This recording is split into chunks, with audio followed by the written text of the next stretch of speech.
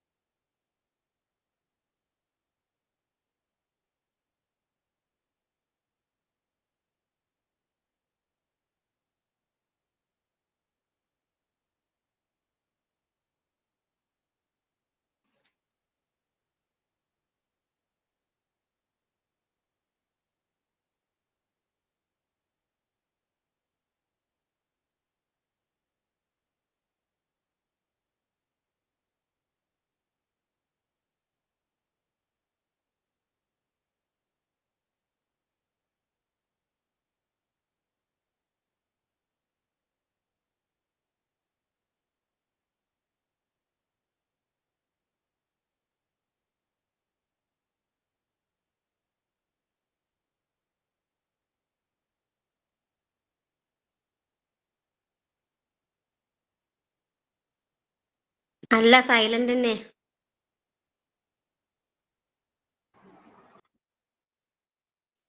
Start ചെയ്യാറായോ? ഇത് ജിഷ മാം അല്ലേ? തുടങ്ങണോ? Good morning. Good morning ma'am. Good morning, ma'am. Yes, please. മാം, ഞാനിന്ന് ആദ്യമായിട്ട് പാടാണ്. പാടാനൊന്നും അറിയില്ല, എന്നാലും പാടുക. Yes, ഇതൊരു ഭയങ്കരമായ തുടക്കമാകട്ടെ. Okay ma'am. പ്രയർ. സത്യമായി ശുദ്ധ സ്നേഹമായി ദിവ്യജ്ഞാനമായി വാഴും ദൈവമേ, നിത്യവും നിൻ കൃപാകടാക്ഷങ്ങൾ ഏകണേ ഞങ്ങൾക്കെപ്പോഴും. പാരിലാലംബഹീനരായോരെ സേവിപ്പാൻ ശക്തി നൽകണം. സത്യധർമാദി സദ്ഗുണങ്ങളാൽ ജീവിതം ധന്യമാക്കണം.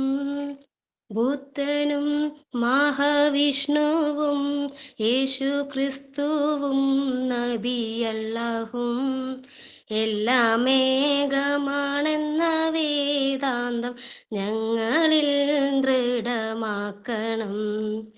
സത്യമായി ശുദ്ധ സ്നേഹമായി ദിവ്യജ്ഞാനമായി വാഴും ദൈവമേ, നിത്യവും നിൻ കൃപാകടാക്ഷങ്ങൾ ഏകണേ ഞങ്ങൾക്കെപ്പോഴും. ഏകണേ ഞങ്ങൾക്കെപ്പോഴും. ഏകണേ ഞങ്ങൾക്കെപ്പോഴും. Thank you ma'am. Have a nice day. Thank you. തുടക്കം ഗംഭീരമായല്ലോ. Thank you ma'am. Ma'am thought പറയാം. Yeah, yes, please. Thought of the day. Overthinking does nothing but kill your happiness. അമിത ചിന്ത നിങ്ങളുടെ സന്തോഷത്തെ കെടുത്തുകയല്ലാതെ ഒന്നും ചെയ്യുകയില്ല. Thank you.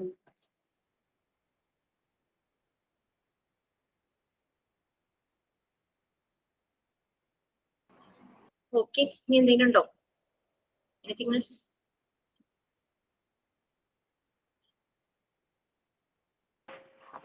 ഷൈനിങ് എന്നാ ഞാൻ പറയാം, ആരെ കാണുന്നില്ല. Good morning ma'am and good morning all. ഇന്ന് നമ്മുടെ പ്രിയപ്പെട്ട ജിഷ മാമിനും ക്ലാസ്സിലുള്ള ബാക്കി എല്ലാവരെയും ഞാൻ ക്ലാസ്സിലേക്ക് സ്വാഗതം ചെയ്യുന്നു. Thank you ma'am. മാം ഇന്ന് കുംഭഭരണിയാണ്. ശരിയാ. ചെട്ടികുളങ്ങര ഞങ്ങളുടെ നാട്ടില് ഭയങ്കര വിശേഷം ഓണാട്ടുകാരക്ക്. ചെട്ടികുളങ്ങരയിലെ ചെട്ടികുളങ്ങര അമ്പലം.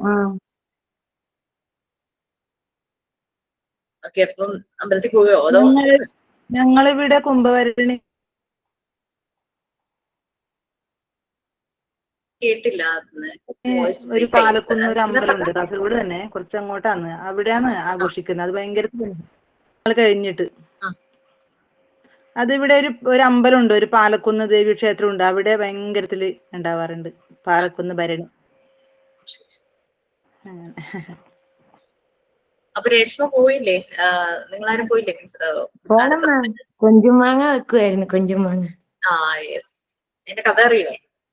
അറിയാം മാം. പറയൂ, എല്ലാരും കേക്കട്ടെ. മാം ഒരു ദിവസം ഒരമ്മയാണെങ്കില് ഇങ്ങനെ കൊഞ്ചുമാങ്ങ അടുപ്പേ വെച്ചിട്ട് അവിടെ ആണെങ്കില് ദേവിയുടെ പറ ഇങ്ങനെ വരുമായിരുന്നു. അപ്പം അമ്മയ്ക്കാണ് ഈ അടുപ്പേൽ ഇതിരിക്കുക, പക്ഷെ പറ കാണാൻ പോവുകയും വേണം. അപ്പൊ പറഞ്ഞു, എന്റെ ചെട്ടികുളങ്ങര അമ്മ ഈ ഈ കൊഞ്ചുമാങ്ങ നോയിക്കുവാണെ ഞാൻ പറ കണ്ടിട്ട് ഓടി വരാന്ന് പറയും.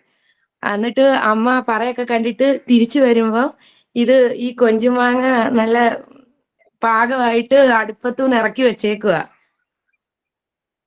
അതായിരുന്നു ഐതിഹ്യം. അതിന് ഭയങ്കര സ്വാദായിരുന്നു എന്നാ പറയുന്നത് ആ കൊഞ്ചുമാങ്ങയ്ക്ക്. അന്നുമായിട്ട് ദേവിക്ക് പ്രിയങ്കരമായിട്ടുള്ളൊരു ഇതാണ് കൊഞ്ചുമാങ്ങ എന്നാണ് പറയുന്നത്.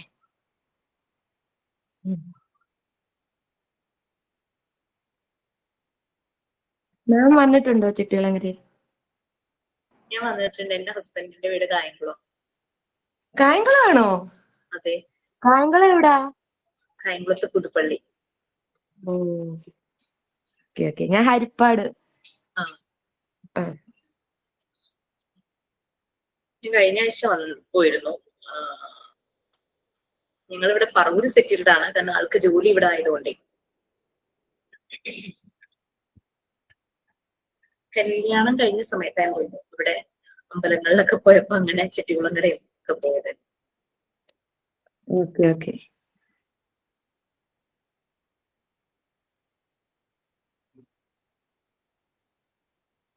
ഓക്കെ, നമ്മൾ ലാസ്റ്റ് ക്ലാസ്സിൽ എന്താ പറഞ്ഞേ? യെസ്, റെക്കോർഡിന്റെ ഡീറ്റെയിൽസ് പറഞ്ഞു അല്ലെ? വേറെ എന്താ പറഞ്ഞിരുന്നോ? ഇല്ല മാം, റെക്കോർഡിന്റെ ഡീറ്റെയിൽസ് തന്നെ പറഞ്ഞു.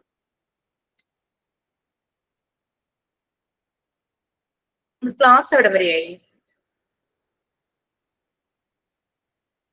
യെസ്, ക്ലാസ് എവിടെ വരെയായി? അതൊന്നുമില്ലേ.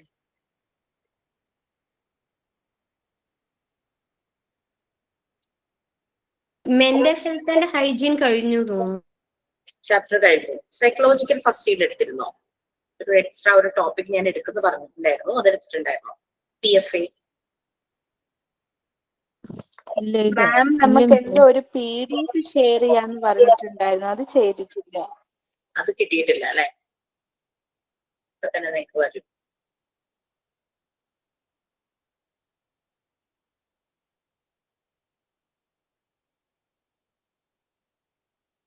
മെന്റൽ ഹൈജീൻ കംപ്ലീറ്റ് ആയിട്ടില്ല മാം. അതിനകത്ത് ആണോ?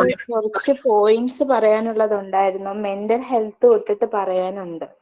ആ മാം, മെന്റൽ ഹെൽത്ത് തൊട്ടിട്ട് പറയാനുണ്ട്. കുറെ ക്ലാസ് ഒക്കെ ഇടയ്ക്ക് പോയതുകൊണ്ടാന്ന് തോന്നുന്നു ഒരു കണക്ഷൻ കിട്ടുന്നത്.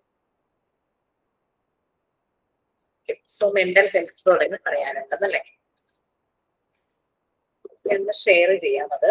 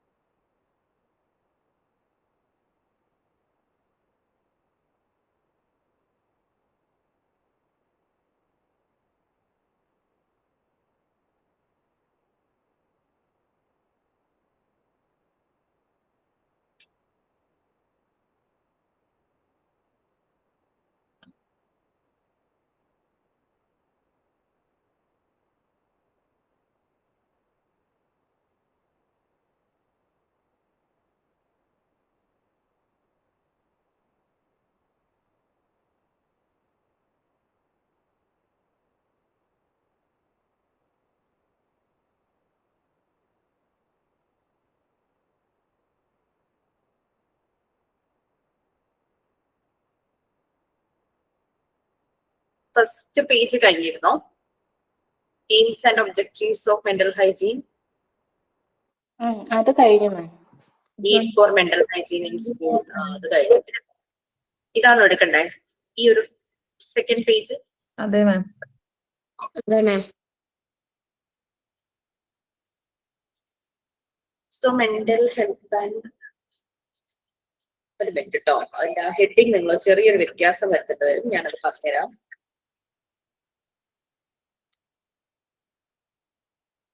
ആ സെന്റൻസിൽ ഫസ്റ്റ് സ്റ്റാർട്ട് ചെയ്യുന്നത് mental health is the science that എന്നാണ്. ആ മെന്റൽ ഹെൽത്തിന് പകരം മെന്റൽ ഹൈജീൻ എന്നാക്കുക. സെന്റൻസ് മുഴുവൻ വായിച്ച് തുടങ്ങുമ്പോൾ നിങ്ങൾക്ക് അത് മനസ്സിലാവും എന്തുകൊണ്ടാണ് അത് മെന്റൽ ഹൈജീൻ എന്ന് പറയുന്നത്. Mental hygiene is the science that deals with the care and promotion of mental health. കാരണം മെന്റൽ ഹെൽത്തിന്റെ കെയർ ആൻഡ് പ്രൊമോഷൻ അതിനെ ഡീല് ചെയ്യുന്ന ഒരു സയൻസ് ആണ് മെന്റൽ ഹൈജീൻ എന്നല്ലേ വരുള്ളൂ, മെന്റൽ ഹെൽത്ത് എന്ന് തന്നെ വരില്ലല്ലോ. അപ്പോ മെയിൻ ഹെഡിങ് ആയിട്ട് mental health and mental hygiene എന്ന് കൊടുത്തിട്ട് ഇതിന്റെ സബ് ഹെഡിങ് ആണ് മെന്റൽ ഹൈജീൻ. താഴെ മെന്റൽ ഹെൽത്ത് വീണ്ടും വരുന്നുണ്ട്. അപ്പൊ മെന്റൽ ഹൈജീൻ എന്നാണ് അതിന്റെ മെയിൻ അതിന്റെ ഹെഡിങ് വരുന്നത്.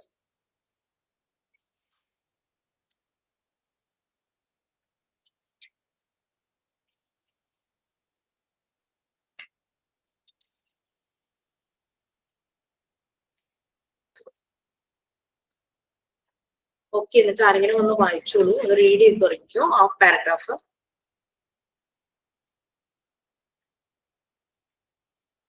Yes please.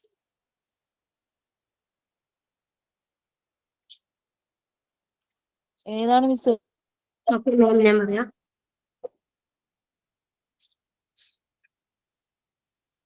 വായിക്കുന്നുണ്ടല്ലോ.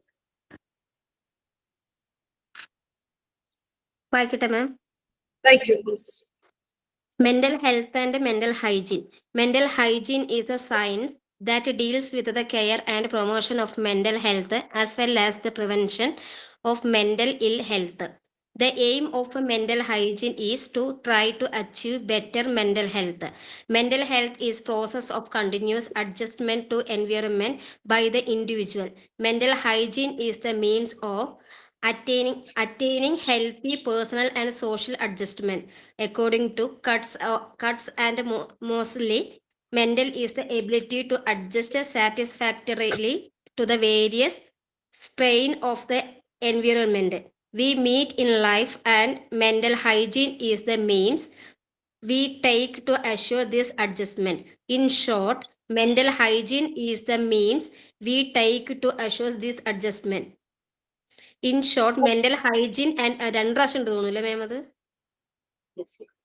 In short, mental hygiene and mental health may be differentiated as means and ends. Mental hygiene is a means to make people conscious of mental health. It provides means and measures to attain mental health. Okay. Thank you, ma'am. So mental hygiene അതാണ് അതിന്റെ heading വരുന്നത്. Mental hygiene is the science. നമ്മളുടെ mental ഹെൽത്തിന്റെ കെയറും പ്രൊമോഷനും അത് deal ചെയ്യുന്ന ഒരു science ആണ് mental hygiene എന്ന് പറയുന്നത്. അതുപോലെ തന്നെ മെന്റൽ ഇൽ ഹെൽത്തിനെ പ്രിവെന്റ് ചെയ്യുന്നു, അസുഖങ്ങൾ വരാതെ നോക്കുന്നു, മെന്റൽ ഇൽ ഹെൽത്തിനെ പ്രിവെന്റ് ചെയ്യുന്നു. ഇനി അവിടെ ഒരു 6ാമത്തെ ലൈനിലായിട്ട് നമുക്ക് കാണാം according to Cutts and Moseley. 2 authors ആണ്, അവര് സൈക്കോളജിയിലും അതുപോലെ തന്നെ പല റിലേറ്റഡ് കാര്യങ്ങളിലും ബുക്സ് ഒക്കെ എഴുതിയിട്ടുള്ള 2 ഓതേഴ്സ് ആണ്, നോർമ ഇ കട്ട്സും നിക്കോളാസ് മോസ്ലി. അവരുടെ ഒരു ഡെഫിനിഷനാണ് അവിടെ മെന്റൽ ഹെൽത്ത് എന്നൊരു വേർഡ് മിസ്സായിട്ടുണ്ട്, ആ ഹെൽത്ത് എന്നും കൂടെ ചേർക്കുക. Mental health is the ability to adjust. Mental health is the ability to adjust, അങ്ങനെ ഒന്ന് ആക്കുക കേട്ടോ. According to Cutts and Moseley mental health എന്നുള്ള വേർഡ് അവിടെ മിസ്സിംഗ് ആണ്.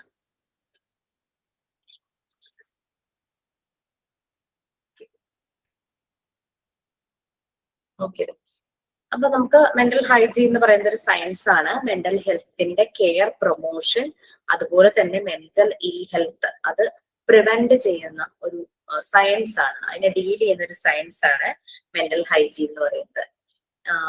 മെന്റൽ ഹൈജീന്റെ എയിം എന്ന് പറയുന്നത് ഒരു ബെറ്റർ മെന്റൽ ഹെൽത്ത് അച്ചീവ് ചെയ്യുക. എല്ലാവർക്കും നമ്മളുടെ മനസ്സിന്റെ സുഖം അതൊരു പ്രധാനപ്പെട്ട കാര്യം തന്നെയാണ്. ശരിക്കും ശരീരത്തിന്റെ അസുഖത്തെക്കാൾ വളരെ സിവിയർ ആണ് മനസ്സിലുണ്ടാകുന്ന അസുഖങ്ങൾ എന്ന് പറയുന്നത്. അപ്പൊ അതൊരു നമ്മൾ ജീവിക്കുന്ന എൻവിയോൺമെന്റ് സറൗണ്ടിങ്സുമായിട്ട് ഒരു കണ്ടിന്യൂസ് അഡ്ജസ്റ്റ്മെന്റ് ആണ് ശരിക്കും മെന്റൽ ഹെൽത്ത് എന്ന് പറയുന്നത്. ആ ഒരു പ്രോസസ്സാണ്.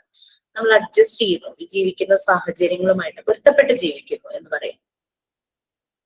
അപ്പൊ മെന്റൽ ഹൈജീൻ എന്ന് പറയുന്നത് നല്ലൊരു ഹെൽത്തി ആയിട്ടുള്ള ഒരു പേഴ്സണൽ ആ ഒരു സോഷ്യൽ അഡ്ജസ്റ്റ്മെന്റ് അത് കിട്ടുന്ന ഒരു മാർഗമാണ് മെന്റൽ ഹൈജീൻ എന്ന് പറയുന്നത്.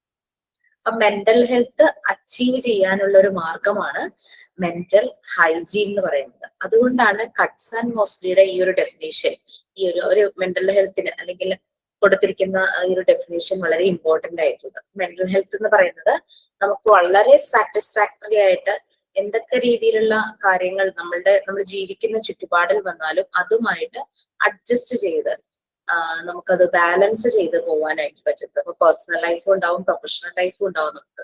അങ്ങനെ പല രീതിയിലും പിന്നെ ഒരു സൊസൈറ്റിയിൽ ജീവിക്കുമ്പോൾ ആ ഒരു കമ്മ്യൂണിറ്റിയിലെ പല കാര്യങ്ങളുമായിട്ടും ആ ഒരു സൊസൈറ്റിയിലെ പല കാര്യങ്ങളുമായിട്ടും എല്ലാം അഡ്ജസ്റ്റ് ചെയ്ത് ജീവിക്കാനായിട്ട് നമുക്ക് കഴിയണം. അപ്പോഴാണ് ഒരാള് മെന്റലി ഹെൽത്തി ആയിട്ടുള്ള പേഴ്സൺ എന്ന് പറയാനായിട്ട് പറ്റും. ചുരുക്കി പറഞ്ഞു കഴിഞ്ഞാല് മെന്റൽ ഹൈജീൻ എന്ന് പറയുന്നത് മാർഗമാണ്, മീൻസ് ആണ്, വഴിയാണ്. ഓക്കെ, ഈ ഒരു അഡ്ജസ്റ്റ്മെന്റിന് നമ്മൾ എടുക്കുന്ന മാർഗം അല്ലെങ്കിൽ വഴിയാണ് മെന്റൽ ഹൈജീൻ എന്ന് പറയുന്നത്. കുറച്ചും കൂടെ ഒന്നുകൂടെ ചുരുക്കി പറയുകയാണെങ്കിൽ മെന്റൽ ഹൈജീൻ അതിനുള്ള മാർഗവും എൻഡ് റിസൾട്ട് നമ്മളുടെ ഈ ലക്ഷ്യം എന്ന് പറയുന്നത് മെന്റൽ ഹെൽത്ത് ആണ്. അതാണ് in short mental hygiene and mental health may be differentiated as means and ends. ഒന്ന് മീൻസ് ആണെങ്കിൽ മറ്റേത് എൻഡ് ആണ്. നമ്മൾ എടുക്കുന്ന മാർഗമാണ് മെന്റൽ ഹൈജീൻ, നമ്മൾക്ക് കിട്ടുന്ന എൻഡ് റിസൾട്ട് ആണ് മെന്റൽ ഹെൽത്ത്. അപ്പൊ മെന്റൽ ഹൈജീൻ ഒരു മീൻസ് ആണ്, ആളുകളെ ആ ഒരു മെന്റൽ ഹെൽത്തിനെ പറ്റി ബോധവാനാക്കുന്ന ഒരു മാർഗമാണ് മെന്റൽ ഹൈജീൻ എന്ന് പറയുന്നത്. അത് മീൻസും മെഷേഴ്സും നമുക്ക് പ്രൊവൈഡ് ചെയ്യുന്നു. Mental hygiene provides means and measures, മാർഗങ്ങളും അതിനുള്ള പല ടൂളുകളും എല്ലാം നമുക്ക് പ്രൊവൈഡ് ചെയ്യുന്നു. എന്തിനാണ്? To attain mental health attain ചെയ്യാനായിട്ട് നമുക്ക് പ്രൊവൈഡ് ചെയ്യും. അതാണ് ആ ഒരു പാരഗ്രാഫിൽ പറഞ്ഞിരിക്കുന്നത്. ഹെഡിങ് മെന്റൽ ഹൈജീൻ ആക്കുക, ഫസ്റ്റ് സെന്റൻസ് മെന്റൽ ഹെൽത്തിന് പകരം മെന്റൽ ഹൈജീൻ ആക്കുക, ഇൻ ബിറ്റ്വീൻ ആ ഒരു കട്ട്സ് ആൻഡ് മോസ്റ്റ്ലി കഴിഞ്ഞ് മെന്റൽ ഹെൽത്ത് ഈസ് എബിലിറ്റി അങ്ങനെ വരുന്നുണ്ട്. Okay, next mental health. ഇനി എന്താ ഇപ്പൊ നമ്മൾ മെന്റൽ ഹൈജീൻ മാർഗമാണെന്ന് പറഞ്ഞു, നമുക്ക് കിട്ടാൻ പോകുന്ന റിസൾട്ട് ആ നല്ലൊരു മെന്റൽ ഹൈജീൻ ആണെങ്കിൽ നമുക്ക് കിട്ടുന്ന റിസൾട്ട് എന്ന് പറയുന്നത് മെന്റൽ ഹെൽത്ത് ആണ്. അപ്പൊ അതെങ്ങനെ ആ ഒരു മെന്റൽ ഹെൽത്തിലേക്ക് പോകുന്നു? നെക്സ്റ്റ് പാരഗ്രാഫ് അതാണ്. അതാരെങ്കിലും ഒന്ന് വായിക്കാം. നെക്സ്റ്റ് 2 പാരഗ്രാഫ്സ്, അടുത്ത 2 paragraph please. Mental health. Mental health. A healthy individual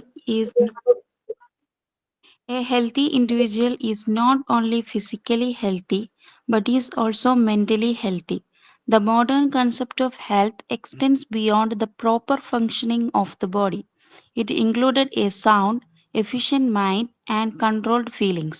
Health is a state of being sound or whole in body and mind. It means that both body integrated psychosomatic units whose behavior is resolved by both physical and mental factors that contribute to the maintenance of physical health as well as social effectiveness.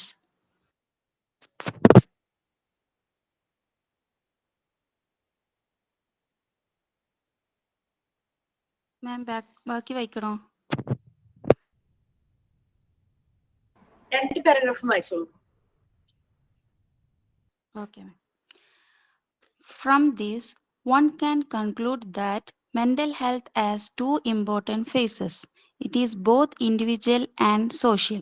The individual has to be internally adjusted.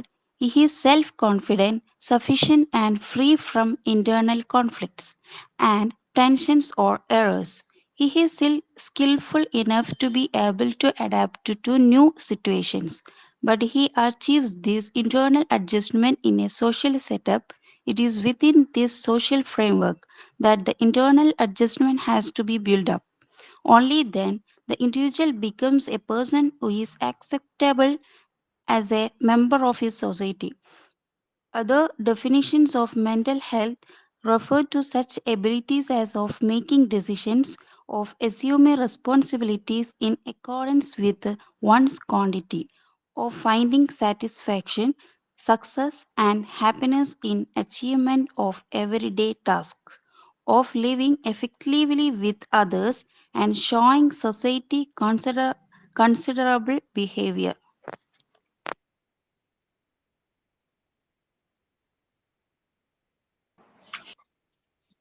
So mental health നമുക്കറിയാം, physically healthy മാത്രമായിരുന്നാൽ ഒരു individual healthy ആയിരിക്കില്ല എന്നറിയാം.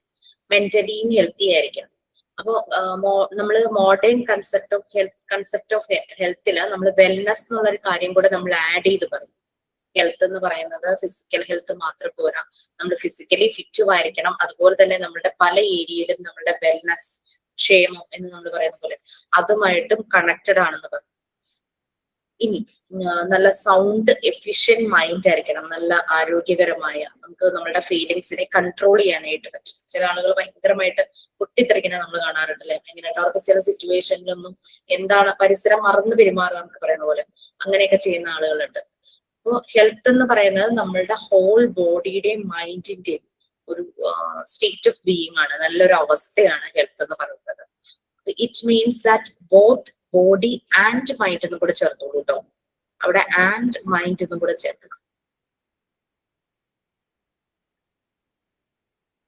Okay, നമ്മുടെ ബ്രെയിനിൽ കുറേ psychosomatic units ഉണ്ട്. നമ്മൾ ഏതെങ്കിലും രീതിയിൽ നമ്മൾക്കൊരു ഡിസ്റ്റർബൻസ് ഉണ്ടായാൽ, ബോഡിയിലാണെങ്കിലും മൈൻഡിലാണെങ്കിലും ഒരു ഡിസ്റ്റർബൻസ് ഉണ്ടായാൽ ഈ സൈക്കോസൊമാറ്റിക് യൂണിറ്റ്സ് വല്ലാതെ കിടന്ന് ഡിസ്റ്റർബ്ഡ് ആകും. അപ്പൊ അത് നമ്മുടെ ഉള്ളിൽ തന്നെ സ്ട്രെസ്സും ഇന്റേണൽ കോൺഫ്ലിക്ട്സും, നമുക്ക് ആകെ ഒരു കൺഫ്യൂഷനും കോൺഫ്ലിക്ട്സും ഒരു അസ്വസ്ഥതയും ഒക്കെ ഉണ്ടാകാനായിട്ട് കാരണമാകും. ശരിക്കും കെമിക്കൽ ആക്ഷൻസ് നടക്കുകയാണ് ബോഡിയിൽ മുഴുവൻ. നമ്മളിപ്പോ ഒരു ഭക്ഷണം കഴിച്ചാലും കെമിക്കൽ ആക്ഷൻസ് എടുക്കും.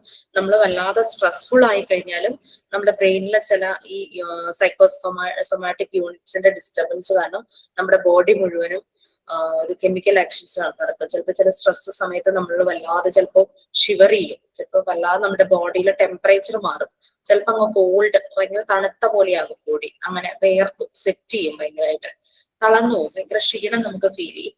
അപ്പൊ ഇങ്ങനെ ഒരവസ്ഥയിലൂടെയൊക്കെ നമ്മൾ കടന്നു പോകും. അപ്പൊ അങ്ങനെ അത് ഈ നമ്മുടെ ഫിസിക്കൽ മെന്റൽ ഫാക്ടേഴ്സ് എന്ന് പറഞ്ഞു കഴിഞ്ഞാൽ അപ്പൊ നമ്മളുടെ ഫിസിക്കൽ ഹെൽത്തും അതുപോലെ തന്നെ സോഷ്യൽ എഫക്റ്റീവ്നെസ്സും അത് കോൺട്രിബ്യൂട്ട് ചെയ്യുന്നത് അതിന്റെ ഒരു മെയിൻ്റനൻസ് ആണ്. അപ്പൊ നമ്മളൊരു സൊസൈറ്റിയുമായിട്ട് എങ്ങനെ നമ്മൾ കോപ്പപ്പ് ചെയ്തു പോകുന്നു, എങ്ങനെ അതുമായിട്ട് പൊരുത്തപ്പെട്ടു പോകുന്നു, അതുപോലെ തന്നെ നമ്മുടെ ശരീരത്തിന്റെ ആരോഗ്യം എല്ലാം കൂടെ ചേർന്നത്, sound mind and sound body എല്ലാം കൂടെ ചേർന്നതാണ് ശരിക്കും പറഞ്ഞു കഴിഞ്ഞാൽ ഹെൽത്ത് എന്ന് പറയുന്നത്. അപ്പൊ അങ്ങനെ നോക്കുമ്പോൾ ഒരു മെന്റൽ ഹെൽത്തിന് രണ്ട് ഇമ്പോർട്ടന്റ് ഫേസസ് ഉണ്ട്. ചില ആളുകൾ വളരെ ഡോൺ കെയർ ആണല്ലേ, ചുറ്റും നടക്കുന്നൊന്നും അവർ ബോധർ ചെയ്യാറില്ല, അത് വളരെ ചുരുക്കം ആളുകളേ ഉള്ളൂ. പക്ഷെ നമ്മളൊരു സൊസൈറ്റിയിൽ ജീവിക്കുമ്പോൾ പലപ്പോഴും പല കാര്യങ്ങളും നമ്മൾ കൺസിഡർ ചെയ്യേണ്ടതായിട്ട് വരും, പല കാര്യങ്ങളുമായിട്ട് നമ്മൾ അഡ്ജസ്റ്റ് ചെയ്യേണ്ടതായിട്ട് വരും.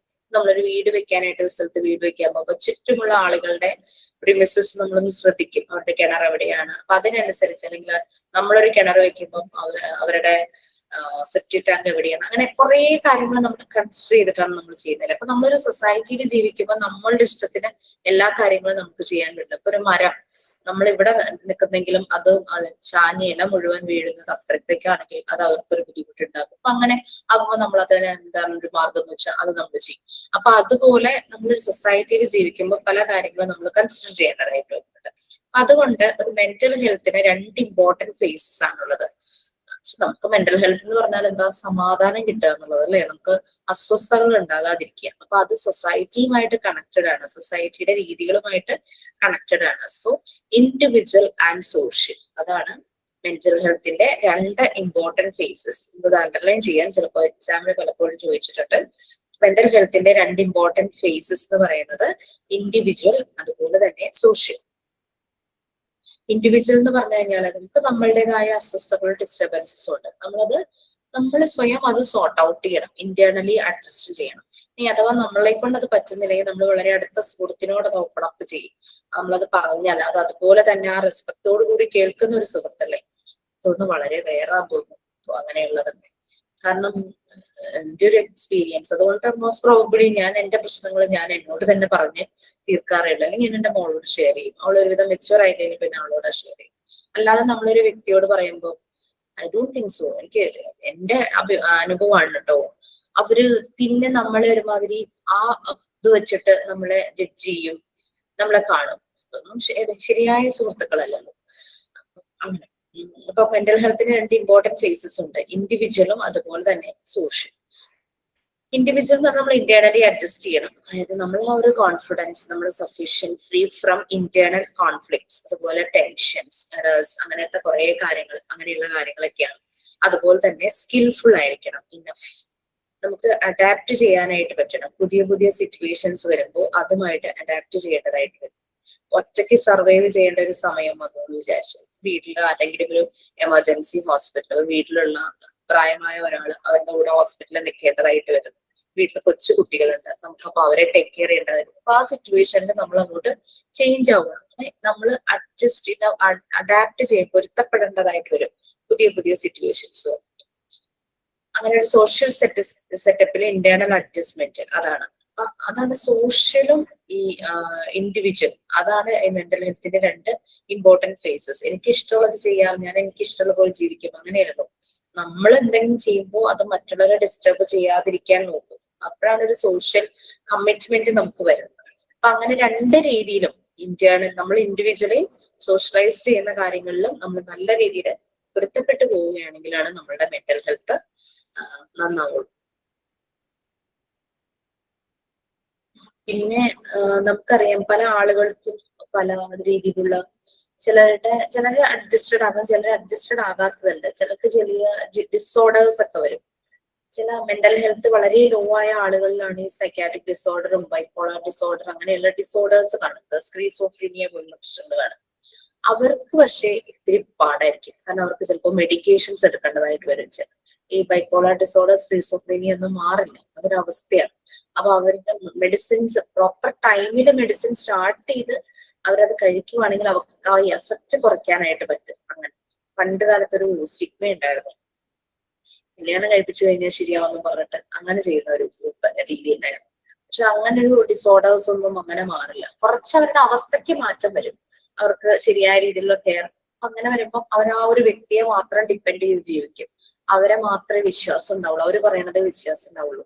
ഈ സോഷ്യലൈസ് ചെയ്യാത്ത ആൾക്കാരുടെ പ്രശ്നം അതാണ്, അവര് ഭയങ്കര സംശയം എല്ലാരെയും, അവര് എന്തും സംശയം, എല്ലാ ആൾക്കാരും ഉപദ്രവിക്കാൻ പറഞ്ഞാണോ, അങ്ങനത്തെ ഒരു ഫീലാണ് അവർക്ക്. പക്ഷെ ആരെങ്കിലും ഒരാളുമായിട്ട് അവർ അറ്റാച്ച്ഡ് ആയി കഴിഞ്ഞു കഴിഞ്ഞാൽ പിന്നെ അവര് പറഞ്ഞാൽ അവർ കേൾക്കും, അവര് പറഞ്ഞാൽ വിശ്വസിക്കും, അങ്ങനെ അവരെന്ത് പറയണോ അത് അവർക്ക് കറക്റ്റ്, അങ്ങനത്തെ രീതിയിലുള്ള ആണ് ഈ ഇങ്ങനൊരു ഡിസോർഡർ വരുന്ന ആൾക്കാർ. ഒരു സൊസൈറ്റിയുടെ കൺസിഡറബിൾ ബിഹേവിയറിനനുസരിച്ച് നമുക്ക് ജീവിക്കാനായിട്ട് പറ്റുന്നത്, അതാണ് ശരിക്കും പറഞ്ഞു കഴിഞ്ഞാൽ നല്ലൊരു മെന്റൽ ഹെൽത്ത് ഉള്ള ഒരാളുടെ ഒരു ലക്ഷണം. ഓക്കെ, സൗണ്ട് മൈൻഡ് എന്നൊക്കെ പറഞ്ഞു കഴിഞ്ഞാൽ നമ്മുടെ സുബോധ മനസ്സ്, നല്ല ബോധമുള്ള മനസ്സ്, കോമൺ സെൻസ്, അതൊക്കെ കൂടെ ചേരുന്ന ഒരു ബോധമുള്ള മനസ്സ്.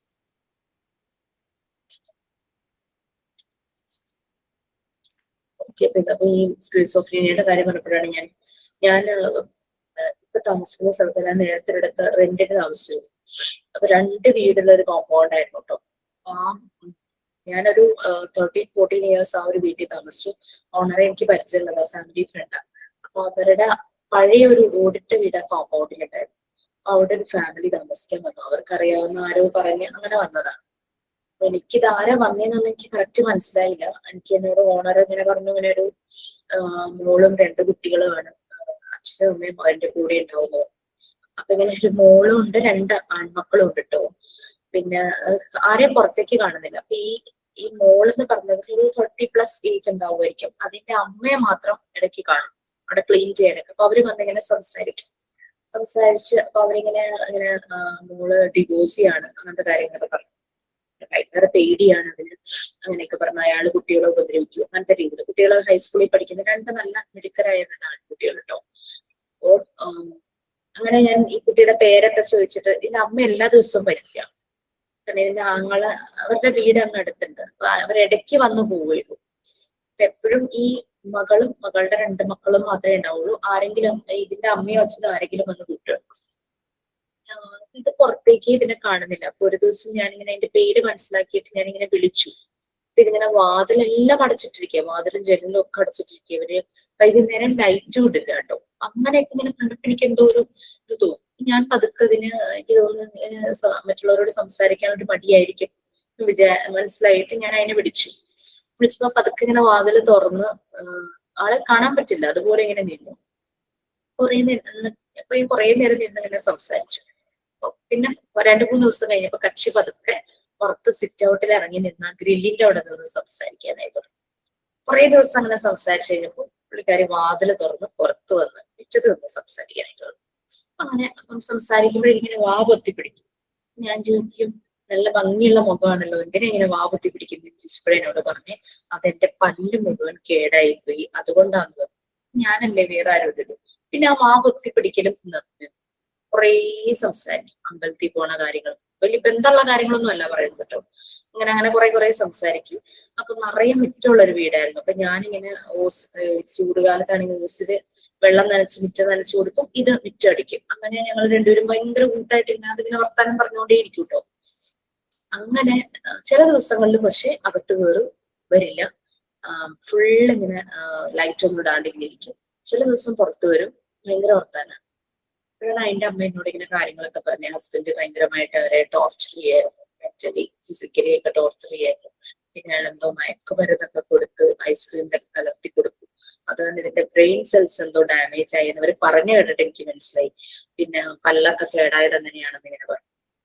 ഇത് കഴിഞ്ഞ് കുറച്ച് ദിവസം കഴിഞ്ഞപ്പോ എനിക്ക് മനസ്സിലായി ഈ കുട്ടിക്ക് ഒരു സൈക്കോട്ടിക് ഡിസോർഡർ ആണെന്നുള്ളത് മനസ്സിലായി. സ്ക്രിസോഫ്രീനിയ പോലത്തെ ഒരു സംഭവമാണെന്ന് എനിക്ക് മനസ്സിലായി. അത് ഞാൻ അവിടെ നിന്ന് വീട് വെച്ച് താമസം മാറി. അപ്പൊ ഞാൻ മാറുവാണെന്ന് പറഞ്ഞപ്പോഴേ ഈ കുട്ടി ഇതിന്റെ അമ്മോട് പറയാ, ചേച്ചി പോയി കഴിഞ്ഞ് കഴിഞ്ഞാൽ നമുക്കിവിടെ നിൽക്കണ്ട കേട്ടോ, നമുക്ക് പോകാം, നമുക്കിവിടെ നിൽക്കണ്ട, എനിക്ക് പേടി അവിടെ നിൽക്കാൻ, ഇങ്ങനെ പറഞ്ഞോണ്ടേ ഇരിക്കുവേ. ഞാൻ പോയി 2 ദിവസം കഴിഞ്ഞപ്പോ അവരവിടെ നിന്ന് ഷിഫ്റ്റ് ചെയ്തു എന്റെ ആങ്ങളയുടെ വീട്ടിലേക്ക്. ആങ്ങളെ ഒരു ദിവസം എന്നെ വിളിച്ചിട്ട് ഇങ്ങനെ പറഞ്ഞു,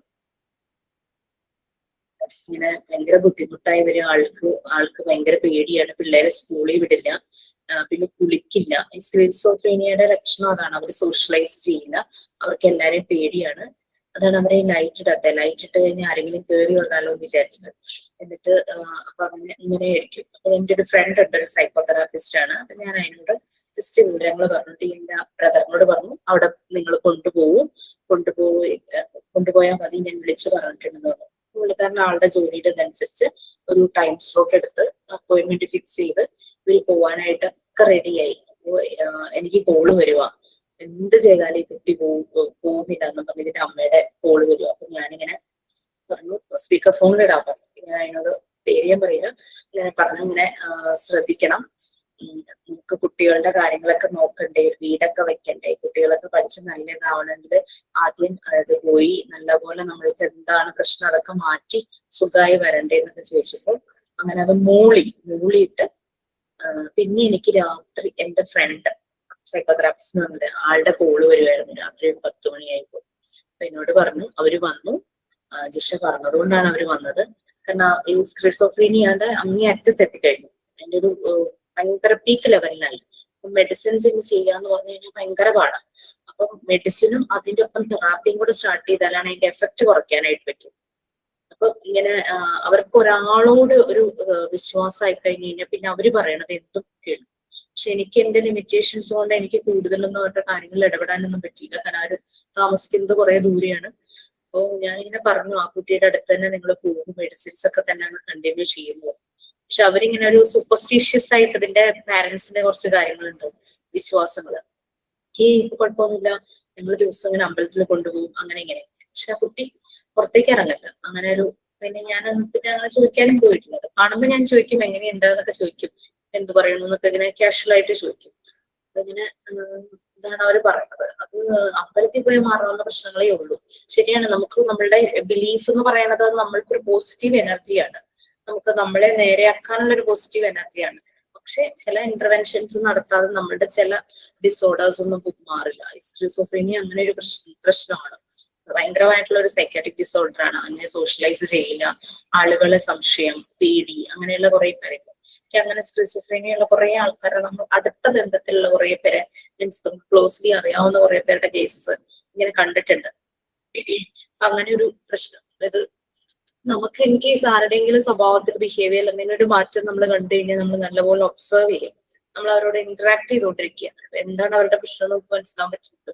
ചിലപ്പോൾ എന്തെങ്കിലും ഷോക്കിംഗ് ഇൻസിഡന്റ് കൊണ്ടായിരിക്കാം അങ്ങനെ സംഭവിക്കുക. ഈ പറഞ്ഞ കുട്ടിക്ക് അത് അത്രയും മരുന്നുകൾ അതിന്റെ ബോഡിയിലേക്ക് ചെല്ലുന്നു. അത് അതിന്റെ മെന്റൽ ഇതിനെ തന്നെ അൺബാലൻസ് ചെയ്യിച്ചു. ബ്രെയിൻലെസ് സെൽസ് വൺസ് ഡാമേജ് ആയി കഴിഞ്ഞാൽ പിന്നെ ഉണ്ടാവില്ലല്ലോ. അങ്ങനെ ബ്രെയിനിന്റെ ആക്ഷൻസ് എല്ലാം അതിന്റെ ഭയങ്കര പ്രശ്നമായി. അതാണ് അതിന് പറ്റിയൊരു പ്രോബ്ലം. അത്രയും ടോർച്ചറും എല്ലാം അനുഭവിച്ച ആ ഒരു ട്രോമയിൽ നിന്നും ആ സമയത്ത് നല്ല രീതിയിൽ ഒരു ഇന്റർവെൻഷൻ നടത്താൻ ആരും തന്നെ ഉണ്ടായിരുന്നില്ല. പൊതുവെ സാധാരണ ഉള്ള പാരന്റ്സ് ഒക്കെ എങ്ങനെയെങ്കിലും ഒത്തുപോകാനായിട്ട് ഇങ്ങനെ ട്രൈ ചെയ്യിച്ചുകൊണ്ടേ ഇരിക്കുള്ളൂ. ഹസ്ബൻഡിന്റെ ബുദ്ധിമുട്ടുകൾ അങ്ങനെ കേൾക്കാൻ മീൻസ് എങ്ങനെയെങ്കിലും എന്നുള്ള രീതിയിൽ അങ്ങനെ ആക്കാം. അങ്ങനെ അനുഭവിച്ച ആ കുട്ടി വല്ലാണ്ടായിപ്പോയി. പിന്നെ കുട്ടികൾ വലുതായി അവര് ഗ്രാൻഡ് പാരന്റ്സിനോട് പറഞ്ഞു, അവർക്കും പറ്റില്ല എന്ന് പറഞ്ഞപ്പോഴാണ് ഇവര് ഡിവോഴ്സ് ആവുന്നത്. അതിനു മുമ്പ് ഈ കുട്ടിയുടെ വാക്കൊന്നും അവര് കേട്ടില്ല. അത് സാധാരണ പോലെ വിട്ടു എന്തോ പറ്റിയതാണ്. അങ്ങനെ എത്രയോ പേരുടെ കേസസ് ഇങ്ങനെ ഉണ്ടാകും ഇതുപോലെ സൈക്യാട്രിക് ഡിസോർഡർ വന്നത്. അപ്പൊ മെന്റൽ ഹെൽത്ത് എന്ന് പറയുന്നത് വളരെ ഇമ്പോർട്ടന്റ് തന്നെയാണ്.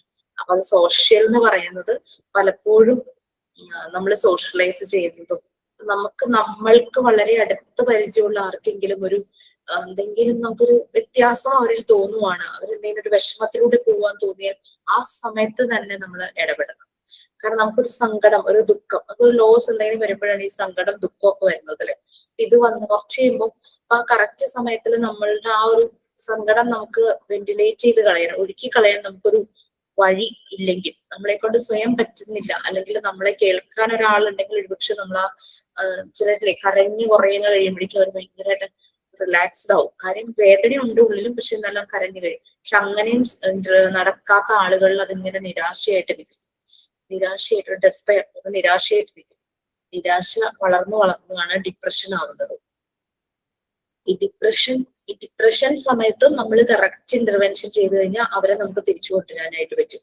പക്ഷെ ഡിപ്രഷൻ വീണ്ടും ആ സമയത്തും അയാൾക്ക് ഒരാളില്ല, അങ്ങനെ അയാളുടെ ആ ഒരു പ്രശ്നം മനസ്സിലാക്കാൻ ഒരാളില്ല എന്നുണ്ടെങ്കിൽ ആ ഡിപ്രഷൻ അത് ക്ലിനിക്കൽ ഡിപ്രഷൻ ആയിട്ട് മാറും.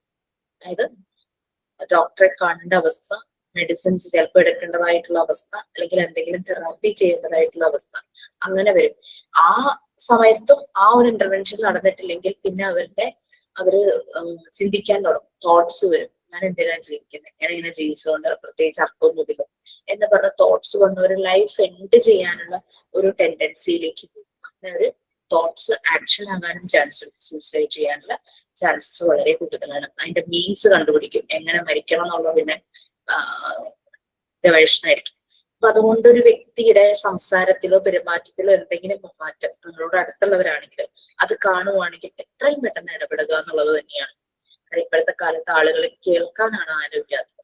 അങ്ങനെ നമ്മൾ അവരെ അതിൽ ഇടപെടുക. നമ്മൾക്ക് പറ്റുന്ന ഇടങ്ങളിൽ ചിലപ്പോൾ കുട്ടികളായിരിക്കാം, വളരെ ഷോക്കിംഗ് ആയിട്ടുള്ള എന്തെങ്കിലും ഇതിലൂടെ അവർ കടന്നുപോകും. ചിലപ്പോൾ പ്രായമായവരായിരിക്കാം, കുറെ അങ്ങ് പ്രായമാവുമ്പോൾ ചിലർ ഡിസ്പെയറിലേക്ക് പോകും. അവരുടെ ലൈഫ് ചിലപ്പോൾ അവർ സ്ട്രഗിൾ ചെയ്ത് വന്നു ഒന്നും നേടിയില്ല, ആ ഒരു രീതിയിലൊക്കെ വരുവാണെങ്കിൽ ചിലപ്പോൾ ഒരു ഫെയിലിയർ വന്നു കഴിഞ്ഞാൽ ചിലർക്ക് ചില ഇതൊന്നും താങ്ങാൻ പറ്റില്ല, ഫെയിലിയർ ഒന്നും താങ്ങാൻ പറ്റില്ല. അങ്ങനെയൊക്കെ വരുമ്പോൾ നമ്മൾക്ക് സപ്പോർട്ട് ചെയ്യാൻ പറ്റുന്ന ഇടങ്ങളാണെങ്കിൽ അതിന് നല്ല ഒരു വാല്യൂ തന്നെ ഉണ്ടാവും, നമുക്ക് സപ്പോർട്ട് ചെയ്യാൻ പറ്റുന്ന ഇടമാണെങ്കിൽ. Okay fine. അപ്പൊ അതായിരുന്നു മെന്റൽ ഹെൽത്തിനെ പറ്റി കുറെ കാര്യങ്ങൾ. മാം ഇത് പാരമ്പര്യമായിട്ട്, അതായത് ജനറ്റിക് പരമായിട്ട് വരുന്നതാണ് തോന്നുന്നു എങ്ങനെ പാരമ്പര്യം? ജനറ്റിക് ആവാം, ചിലത് ഞങ്ങളുടെ ഈ ഏരിയയില് ഒരു കുടുംബം ഉണ്ടായിരുന്നു. ആ ഫാമിലി അമ്മയ്ക്ക് ഇങ്ങനെ ഒരു മെന്റലി പ്രോബ്ലം ഉണ്ടായിരുന്നു കുറെ ആയിട്ട്. 2 പെൺകുട്ടികളാണ് അവർക്ക്. മൂത്ത ചേച്ചിക്ക് വലിയ കുഴപ്പമൊന്നും ഉണ്ടായിരുന്നില്ല, അവർക്ക് മാരേജ് ഒക്കെ കഴിഞ്ഞു, വലിയ പ്രശ്നം ഉണ്ടായിരുന്നില്ല. രണ്ടാമത്തെ ആളും മാരേജ് കഴിഞ്ഞു, ആ കുട്ടിക്ക് ഒരു പ്രോബ്ലം ഉണ്ടായിരുന്നില്ല. പക്ഷെ മാരേജ് കഴിഞ്ഞ് ഒരു കൊച്ചൊക്കെ ആയതിനു ശേഷം അതൊരു പെൺകുട്ടിയാണ് അവർക്ക് ഉണ്ടായത്. മെന്റലി ഇതേപോലെ പെട്ടെന്ന് അവർക്ക് എന്തോ ഇങ്ങനെ ഇളകി, പിന്നെ ഹസ്ബൻഡ് ഉപേക്ഷിക്കുകയൊക്കെ ചെയ്തിട്ടുണ്ടായിരുന്നു. അപ്പൊ നന്നായി വർത്താനം പറഞ്ഞിട്ടുണ്ടായിരുന്നു. അതിന് ശേഷം ഇപ്പൊ ഞാൻ കുറേ ആയി ഞങ്ങൾ കണ്ടിട്ട്, നമ്മുടെ ഈ ശിവരാത്രിക്ക് ഞങ്ങൾ അമ്പലത്തിൽ പോയപ്പോ അവിടെ വെച്ച് കണ്ടിട്ടുണ്ടായിരുന്നു. അപ്പോഴാണ് ഹസ്ബൻഡ് ഇട്ടിട്ട് പോയ കാര്യമൊക്കെ ഞങ്ങൾ അറിഞ്ഞത്, നേരത്തെ അറിഞ്ഞിട്ടുണ്ടായിരുന്നില്ല. പിന്നെ നന്നായി വർത്താനം പറഞ്ഞ ഒരു കുട്ടിയായിരുന്നു. ശിവരാത്രിക്ക് ഞങ്ങളെ കണ്ടപ്പോ അറിയണേ ഇല്ല, മിണ്ടണേ ഇല്ല. അപ്പൊ പക്ഷെ തികച്ചുകൊണ്ടിരിക്കണ്ടായിരുന്നു പറഞ്ഞു. എല്ലാവരുമായിട്ട് അവരുടെ ആൾക്കാരൊക്കെ ആയിട്ട് സംസാരിക്കുന്നുണ്ട്, ഞങ്ങളായിട്ട് നേരത്തെ പരിചയമുള്ളതാണ്, പക്ഷെ ഒന്നും മിണ്ടിയില്ല. അപ്പോഴാണ് ഇങ്ങനെ അവരുടെ ചേച്ചി ഇങ്ങനെ കാര്യങ്ങളൊക്കെ പറഞ്ഞതേ. അതാ ഞാൻ ചോദിച്ചു പാരമ്പര്യം അമ്മയ്ക്ക് ഉണ്ടായിരുന്നു. അമ്മ ഇപ്പം മരിച്ചു വരുന്നുണ്ട്. അമ്മയ്ക്ക് ഇങ്ങനെ ഇളകിയപ്പോ അതാ ചോദിച്ചത്. ജനറ്റിക് ആയിട്ട് ചില ന്യൂറോ ഇഷ്യൂസ് ആളുകളിൽ ഉണ്ടാകാം. അത് പക്ഷേ കുറെയൊക്കെ ഒത്തിരി ഡെവലപ്പ് ആയിട്ടുണ്ടല്ലോ, ടെക്നോളജി മെഡിക്കൽ ഫീൽഡും ഒക്കെ ഡെവലപ്പ് ആയിട്ടുണ്ട്. അപ്പൊ അതിന് കുറെ ഇന്റർവെൻഷൻ നടക്കുന്നുണ്ട്. പക്ഷെ എന്റെ ഒരു ഫ്രണ്ട് പറഞ്ഞ കാര്യം എന്ന് വെച്ചാൽ നമ്മുടെ കേരളത്തിൽ മെന്റൽ ഹെൽത്തിന് വേണ്ടുന്ന സപ്പോർട്ട് വളരെ കുറവാണെന്നാണ്. എന്റെ ഒരു ഫ്രണ്ടിനെയാണ് ഞാൻ എല്ലാവർക്കും റെഫർ ചെയ്യുന്നത്. കാരണം എനിക്ക് വളരെ കോൺഫിഡന്റ് ആളുടെ അടുത്ത് ചെന്ന് കഴിഞ്ഞാൽ കറക്റ്റ് ഡയഗ്നോസ് ചെയ്ത് ചെയ്യാൻ പറ്റുന്നതാണെങ്കിൽ ചെയ്യും, അല്ലെങ്കിൽ അതിന്റെ എഫക്ട് കുറയ്ക്കാൻ പറ്റുന്നതാണെങ്കിൽ കുറയ്ക്കും. അങ്ങനെ ഒരാളാണ്. അല്ലെങ്കിൽ ബിസിനസ് പോലെ ചെയ്യുന്ന ഒരു കുട്ടിയല്ല, അത്രയും സയന്റിഫിക് ആയിട്ട് ചെയ്യുന്നത്. അപ്പൊ അത് ആ കുട്ടി തന്നെ എന്നോട് പറഞ്ഞു. കാരണം നമുക്ക് ആരെങ്കിലും റെഫർ ചെയ്ത് വിടാൻ തന്നെ പേടിയാണ്. കാരണം പലരും ഇപ്പൊ ഇത് ബിസിനസ് പോലെ നല്ലപോലെ ക്യാഷ് വാങ്ങും. അപ്പൊ നമുക്കത് ഉറപ്പൊന്നുമില്ല നല്ലൊരു ട്രീറ്റ്മെന്റ് അല്ലെങ്കിൽ നല്ലൊരു ഇന്റർവെൻഷൻ അവിടെ കിട്ടും എന്നുള്ളത് ഉറപ്പില്ല. അപ്പൊ അറിയാവുന്നത് എനിക്ക് ഈ ആളെയാണ് അറിയാവുന്നത്. അപ്പൊ ആരെന്ത് ചോദിച്ചാലും ഞാൻ ആൾക്ക് റെഫർ ചെയ്ത് കൊടുക്കും. അങ്ങനെയാ ചെയ്യുന്നത്. ഓക്കെ, അപ്പൊ ഇതാണ് നമ്മൾക്ക് ചെയ്യാൻ പറ്റുന്ന കുറച്ച് കാര്യം നമ്മൾ അവരെ കേൾക്കുക, അവരുടെ പ്രശ്നങ്ങളൊന്ന് മനസ്സിലാക്കുക. ഭയങ്കര ഒരു മെഡിക്കേഷൻ ആവശ്യമുള്ള കാര്യങ്ങളിലൊന്നും നമുക്ക് ചെയ്യാൻ പറ്റില്ല. നമുക്ക് നല്ല റെഫറൻസ് കൊടുക്കാൻ എവിടെയെങ്കിലും പറ്റുവാണെങ്കിൽ അതെയോ കൺവിൻസ് ചെയ്യിക്കാൻ പറ്റണം. നിങ്ങൾ പോയി ഒരാളെ കാണുന്നത് നല്ലതാണ്, ഒരു സെഷൻ പോകുന്നത് നല്ലതാണ്. കൗൺസിലിംഗ് എന്നൊക്കെ പറഞ്ഞു കഴിഞ്ഞാൽ ജസ്റ്റ് ആ ഒരു ഇത് കേട്ട് അവരെ കൊണ്ട് തന്നെ സോർട്ട് ഔട്ട് ചെയ്ത് ഈ വന്നിരിക്കുന്ന ക്ലയന്റിനെ കൊണ്ട് തന്നെ അതിനൊരു സൊല്യൂഷൻ കണ്ടുപിടിപ്പിച്ച് ചെയ്യുക, അതാണ് കൗൺസിലിംഗിൽ വരുന്നത്. അതേസമയം സൈക്കോളജിസ്റ്റ് സൈക്കോതെറാപ്പിസ്റ്റിന്റെ അവിടെയാണ് ശരിക്കും തെറാപ്പി മെഡിക്കേഷൻസും വരുന്നത്. ചിലർക്ക് ഇതെല്ലാം വേണ്ടി വരും. ഈ കൗൺസിലിംഗ് വേണ്ടി വരും, തെറാപ്പി വേണ്ടി വരും, മെഡിക്കേഷൻ വേണ്ടി വരും. അങ്ങനെ കറക്റ്റ് വേയില് അവരെ എത്തിക്കാൻ പറ്റുന്ന ഒരാൾ തന്നെയാണ്. അതിപ്പോ കൗൺസിലർ ആണെങ്കിലും ശരി, തെറാപ്പിസ്റ്റ് ആണെങ്കിലും ശരി, സൈക്കോളജിസ്റ്റ് ആണെങ്കിലും ശരി. നിങ്ങൾ ഒരു കൗൺസിലിങ്ങിന് പോയിട്ട് വരുമെന്ന് ഒരു സൈക്കോളജിസ്റ്റ് പറഞ്ഞു കഴിഞ്ഞാൽ ആദ്യം അതിന് പോയി അവിടെ നിന്ന് റിപ്പോർട്ടുമായിട്ട് ഇവിടെ വരുമ്പോഴേക്കും അവര് കറക്റ്റ് മെഡിക്കേഷൻ വേണമെങ്കിൽ അവര് പറയും. നിങ്ങളൊരു തെറാപ്പിസ്റ്റിനെ കാണുമെന്ന് പറഞ്ഞു അങ്ങനെ വേണം ശരിക്കും. ഒറ്റയ്ക്ക് ഒരു കൗൺസിലർക്കോ അല്ലെങ്കിൽ ഒരു സൈക്കോളജിസ്റ്റിനോ ഒരു തെറാപ്പിസ്റ്റിനോ പിന്നെ കുറച്ച് സിവിയർ ആയ കേസസ് അറ്റൻഡ് ചെയ്യാൻ പറ്റില്ല. പക്ഷെ എല്ലാവരുടെയും കൂടെ കൂട്ടായൊരു വർക്കാണ് ശരിക്കും വേണ്ടത്. പക്ഷെ അതിന് പലപ്പോഴും ഈഗോ ഒക്കെ കൊണ്ട്, പല പ്രൊഫഷണൽ ഈഗോ ഒക്കെ കൊണ്ട് എല്ലാവരും തയ്യാറാവണമെന്നില്ല. അല്ലെങ്കിൽ അതുപോലെ ഡെഡിക്കേറ്റഡ് കമ്മിറ്റഡോ ആയിട്ടുള്ള ആൾക്കാരെ അങ്ങനെ ചെയ്യും. ഞാൻ എല്ലാവരോടും പറയും എനിക്ക് കേൾക്കാനേ പറ്റുള്ളൂ കേട്ടോ എന്നേ ഞാൻ പറയുള്ളൂ. ഞാൻ കേൾക്കാം, കേട്ടിട്ട് അവരെ കൊണ്ട് എന്നെ സോർട്ട് ഔട്ട് ചെയ്യാൻ പറ്റുന്ന, ക്ലോസ് ചെയ്യാൻ പറ്റുന്നെങ്കിൽ അത് ചെയ്യും. അല്ലെങ്കിൽ ഞാൻ ഈ പറയുന്ന എന്റെ ഫ്രണ്ടിനെ റെഫർ ചെയ്യാറേ പതിവ്. Okay, so next.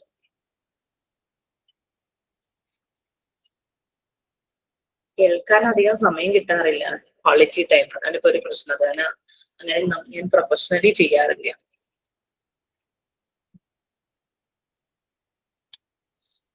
Okay, then ഇനി ലാസ്റ്റ് ചെറിയൊരു പോർഷനും കൂടി ഉള്ളൂ. അത് കഴിഞ്ഞ് കഴിഞ്ഞാൽ PFA നിങ്ങൾക്ക് ഇപ്പൊ വന്നിട്ടുണ്ടാവും ഗ്രൂപ്പില് അല്ലെ? അതും കൂടെ ആഡ് ചെയ്തിട്ട് ഞാൻ ക്ലാസ് എടുക്കൂട്ടോ. സൈക്കോളജിക്കൽ ഫസ്റ്റ് എയ്ഡ് അതും കൂടെ വേണം എന്ന് എനിക്ക് തോന്നി. പുതിയ ടെക്സ്റ്റ് അപ്ഡേറ്റ് ചെയ്യുന്നതിലൊക്കെ അതും കൂടെ ചേർക്കുന്നുണ്ട്. യെസ് പ്ലീസ്, വായിച്ചു ബാക്കിയുള്ള പോർഷൻ. വായിക്കാം മാം. Instructions involve the social situations of a classroom in which the teacher occupies the leader's positions. A role is thus wanted from the teacher which requires certain personality traits. It is well known that accomplishment is influenced by personality factors of a physically, socially, mentally, and emotionally healthy, productive individual. The important professional traits of a mentally healthy teacher are the following. First one, good knowledge of subject matter in which he has specially. Then capacity and willingness to teach effectively and mastery of communication skills. Then ability and desire to improve professional skills and achieve capacity through the study of professional books and magazines. Then capacity to work together to share experience with other staff members. Then capacity to assume an attitude of individual's responsibility and cooperative functioning. then acceptance and understanding of children, then realistic attentions of the social expectations and an understanding of his social role, then respect for identity and one's profession. Thank you, ma'am. Okay, ഇപ്പൊ നമ്മൾ last ചെന്ന് focus ചെയ്യുന്നത് mentally healthy ആയിട്ടുള്ള ഒരു ടീച്ചറുടെ അടുത്താണ് അല്ലെ. Important professional traits ഒരു ടീച്ചർക്ക് എന്താണ് വേണ്ടത് എന്നുള്ളത്. അപ്പോ ശരിക്കും ഒരു ക്ലാസ് റൂമില് ഒരു ടീച്ചർ ഒരു ലീഡറുടെ പൊസിഷൻ, പല പല പൊസിഷൻ ടീച്ചർ എടുക്കുന്നുണ്ട്. മെന്റർ, ഒരു ഫ്രണ്ടിനെ പോലെ, ഒരു സെക്കൻഡ് മദർ ആന്നൊക്കെ നമ്മൾ പറയും കൊച്ചു കുട്ടികൾ വരുമ്പോൾ അവരെ സംബന്ധിച്ച്. അല്ലാതെ എപ്പോഴും ഉപദേശിക്കുന്ന, എപ്പോഴും പണിഷ്മെന്റ് തരുന്ന അങ്ങനെ ഒരാളല്ല ടീച്ചർ എന്ന് പറയുന്നത്. ഒരു ഡേറ്റ കോച്ച് ആയിരിക്കണം. എല്ലാത്തിനെ പറ്റി ഒരു ഇൻഫർമേഷൻ ടീച്ചർക്ക് ഉണ്ടാവണം, അല്ലെങ്കിൽ അപ്ഡേറ്റ് ചെയ്തുകൊണ്ടിരിക്കണം, അപ്ഗ്രേഡ് ചെയ്തുകൊണ്ടിരിക്കണം ഒരു ടീച്ചർ. നല്ലൊരു കമ്മ്യൂണിക്കേറ്റർ ആയിരിക്കണം. നല്ല രീതിയിൽ ഇൻഫർമേഷൻസ് കുട്ടികൾക്ക് പാസ് ചെയ്യണം. കുട്ടികൾ പറയുന്ന കേൾക്കുന്ന നല്ലൊരു ലിസണർ ആയിരിക്കണം. അങ്ങനെ കുറെ റോളുകളാണ് ശരിക്കും പറഞ്ഞു കഴിഞ്ഞാൽ ഒരു ടീച്ചർ എന്ന് പറയുന്നത്. അപ്പൊ അത്രയും റോളുകൾ നമ്മൾ ചെയ്യണമെങ്കിൽ നമ്മളുടെ സോൾസ് നല്ല പ്യുവർ ആവണം. അതിന്റെ പ്യൂരിഫിക്കേഷൻ നമ്മൾ നടത്തണം. എന്നാൽ മാത്രമാണ് നമുക്ക് കുട്ടികളുടെ മുന്നിലേക്ക് എത്താൻ പറ്റുള്ളൂ. നമ്മുടെ ഉള്ളിൽ നിറയെ സാധനങ്ങൾ കൊണ്ട് അതിന്റെ കൺഫ്യൂഷൻസും കോൺഫ്ലിക്ട്സും ആണെങ്കിൽ നമുക്ക് കുട്ടികളുടെ അടുത്ത് വളരെ സിൻസിയർ ആയിട്ട് പെരുമാറാനായിട്ട് പറ്റില്ല. എപ്പോഴും ഒരു നമ്മൾക്ക് പല പേഴ്സണൽ കാര്യങ്ങൾ പ്രൊഫഷണൽ സൈഡിലും പ്രൊഫഷണൽ കാര്യങ്ങൾ പേഴ്സണൽ സൈഡിലും കൊണ്ടുവരുന്നതാണല്ലോ ഏതൊരു പ്രൊഫഷനെ പറ്റി പറയുന്നത്. പക്ഷെ കുഞ്ഞുങ്ങൾ ഒത്തിരി പ്രതീക്ഷയായിരിക്കും നമ്മുടെ മുന്നിലിരിക്കുന്നത്. ഒരു ടെൻഷൻ, സങ്കടം കാരണം അത് അവരുടെ നേരെ എന്ന് പറഞ്ഞു കഴിഞ്ഞാൽ അത് ഒരു അങ്ങനെ ചെയ്യാൻ പാടില്ല. ഇറ്റ്സ് നോട്ട് അങ്ങനത്തെ ഒരു കാര്യം. ഒരു മൂവിയിൽ ഇതുപോലെ തന്നെ കൊച്ചു കുട്ടികളുടെ KG സെഷനിലെ കുട്ടികളുടെ ടീച്ചറാണ് രേവതിയാണ് ആ ക്യാരക്ടർ അതിനകത്ത് അഭിനയിക്കുന്നത്. രേവതിക്കൊരു 20+30 അടുത്തുള്ള ഒരു മകനുണ്ട്. മകൻ ഒരു ബിഹേവിയറൽ ഇഷ്യൂസ് കാണിക്കുന്നത് കാരണം രേവതി ഭയങ്കര ഡിസ്റ്റർബ്ഡ് ആണ്. ക്ലാസ്സിലൊക്കെ ഇരുന്ന് ഫുൾ ടൈം ആ ഒരു ചിന്തയാണ്. ഭയങ്കര ഷാബി ആയിട്ടാണ് സ്കൂളിലൊക്കെ വരുന്നത്. മുഷിഞ്ഞ വേഷത്തിലും ഒട്ടും പ്ലസന്റ് അല്ല, വളരെ ഇതായിട്ട് വരിക. കൊച്ചു കുഞ്ഞുങ്ങളാണല്ലോ, അവരിങ്ങനെ കിടന്നിങ്ങനെ വർത്താനം പറയുക, വെച്ചാൽ അങ്ങനെ ഇങ്ങനെയൊക്കെ ആകുമ്പോഴേക്കും ഇവര് വല്ലാതെ അങ്ങ് ഷൗട്ട് ചെയ്യുമോ എന്തോ അങ്ങനെ ചെയ്യും. കുട്ടികൾ പേടിച്ചു, അങ്ങനെ അവർക്ക് ആ ജോലി നഷ്ടപ്പെടുന്നുണ്ട് ആ ഒരു മൂവിയില്. കൊച്ചുകുട്ടികളുടെ ഏത് കുട്ടികളുടെ അടുത്തും അങ്ങനെയല്ല ടീച്ചർ പെരുമാറേണ്ടത്. അപ്പൊ അങ്ങനെ കുറെ പേഴ്സണാലിറ്റി ട്രെയ്റ്റ്, സ്വഭാവ സവിശേഷതകൾ നമ്മൾക്ക് വേണം. അത് ഫിസിക്കലി നമ്മൾ ഹെൽത്ത് വൈസും നമ്മൾ വളരെ നല്ലതായിരിക്കണം. എന്നാലാണ് നമ്മൾ വളരെ പ്ലസന്റ് ആയിട്ടും നല്ല ടയേർഡ് ആവാതെ നമുക്ക് കാര്യങ്ങൾ നല്ല എനർജറ്റിക് ആയിട്ട് ചെയ്യാനായിട്ട് പറ്റുള്ളൂ. സോഷ്യലൈസ് ചെയ്യുന്ന കാര്യത്തിൽ മെന്റൽ ഹെൽത്ത്, അതുപോലെ തന്നെ ഇമോഷണലി ഹെൽത്തി, ഒരു പ്രൊട്ടക്റ്റീവ് ആയിട്ടുള്ള ഒരു ഓവറോൾ പറഞ്ഞു കഴിഞ്ഞാൽ ഒരു പ്രൊട്ടക്റ്റീവ് ആയിട്ടുള്ള ഒരു ഇൻഡിവിജ്വൽ ആയിരിക്കണം. പിന്നെ എടുക്കുന്ന സബ്ജക്റ്റിനെ കുറിച്ച് നല്ലൊരു നോളജ് ഉണ്ടായിരിക്കണം. ഏതിലാണോ സ്പെഷ്യലൈസ് ചെയ്യുന്നത് അതിനെപ്പറ്റി നല്ലൊരു നോളജ് ഉണ്ടായിരിക്കും. അത് ജനറലി എല്ലാ ടീച്ചർമാരെയും പറ്റി പറയുകയാണ് കേട്ടോ. പിന്നെ നല്ല എഫക്റ്റീവ് ആയിട്ട് പഠിപ്പിക്കാനുള്ള ഒരു കപ്പാസിറ്റിയും വില്ലിങ്നെസ്സും, അതുപോലെ തന്നെ കമ്മ്യൂണിക്കേഷൻ സ്കിൽ, നല്ലൊരു കമ്മ്യൂണിക്കേഷൻ സ്കിൽ ഉണ്ടായിരിക്കണം, നമ്മൾ ഓൾറെഡി പറഞ്ഞു. പിന്നെ അതുപോലെ തന്നെ സ്വന്തം പ്രൊഫഷണൽ സ്കിൽസ് ഇംപ്രൂവ് ചെയ്യാനുള്ള മനസ്സും അതിനുള്ള കഴിവും വേണം. ഞാനെല്ലാം തികഞ്ഞതാണ്, എനിക്കിനി പ്രത്യേകിച്ച് ഒന്നും വേണ്ട. അങ്ങനെ പലപ്പോഴും സ്കൂളൊക്കെ തുറക്കുന്നതിന് മുമ്പ് ഈ സ്കൂളുകളിൽ ടീച്ചർമാർക്കുള്ള ട്രെയിനിങ് പ്രൊവൈഡ് ചെയ്യും. ചിലയിടത്തൊക്കെ പേരിന് വേണ്ടി ചെയ്യുന്നതായിരിക്കും, ചിലയിടത്ത് നല്ല ക്വാളിറ്റിയിൽ തന്നെ ആ ട്രെയിനിങ് പ്രൊവൈഡ് ചെയ്യും. അപ്പൊ ഒരു നല്ലൊരു ട്രാൻസ്ഫോർമേഷൻ ആണ് ടീച്ചേഴ്സിന് കിട്ടുന്നത്. അത് ശരിക്കും വേണം. പലപ്പോഴും ടീച്ചേഴ്സിന് ക്ലാസ് കൊടുക്കുമ്പോൾ ടീച്ചർമാരെ തന്നെ ചോദിക്കും, ഞങ്ങൾക്ക് എന്തിനാ, ഞങ്ങൾക്ക് അതിന്റെ ആവശ്യമൊന്നുമില്ല, കുട്ടികൾക്കാണ് കൊടുക്കേണ്ടത്. പക്ഷെ കുട്ടികൾക്ക് നമ്മളിങ്ങനെ വെറുതെ കൊടുത്തുകൊണ്ടിരുന്നിട്ട് കാര്യമില്ല. കാരണം അവരെ കണക്ട് ചെയ്യുന്ന 2 ഫാക്ടേഴ്സാണ് ടീച്ചേഴ്സും പാരന്റ്സും. ശരിക്കും അവയർനെസ് ക്ലാസ് കൊടുക്കേണ്ടത് ഈ 2 വിഭാഗങ്ങൾക്കാണ്. പക്ഷെ ടീച്ചേഴ്സ് പലപ്പോഴും തയ്യാറാകില്ല. പാരന്റ്സിനെ വിളിക്കുമ്പോഴും വളരെ കുറച്ച് കുട്ടികളുടെ പാരന്റ്സ് വരും, അതും അമ്മമാര് മാത്രമായിരിക്കും വരിക. അല്ലെങ്കിൽ അങ്ങനെ 2 പേരും കൂടെ വരുന്നത് വളരെ റെയർ ആണ്. ശരിക്കും പാരന്റ്സ് എന്ന് പറയുമ്പോൾ mother and father, single parent എന്നുള്ളത് വേറൊരു കേസ്. അല്ലാതെ അച്ഛനും അമ്മയും ഉണ്ടാവുമല്ലോ കുട്ടികൾക്ക്. 2 പേരും വന്ന് തന്നെ ക്ലാസ് അറ്റൻഡ് ചെയ്യണം എന്ന് തന്നെയാണ്.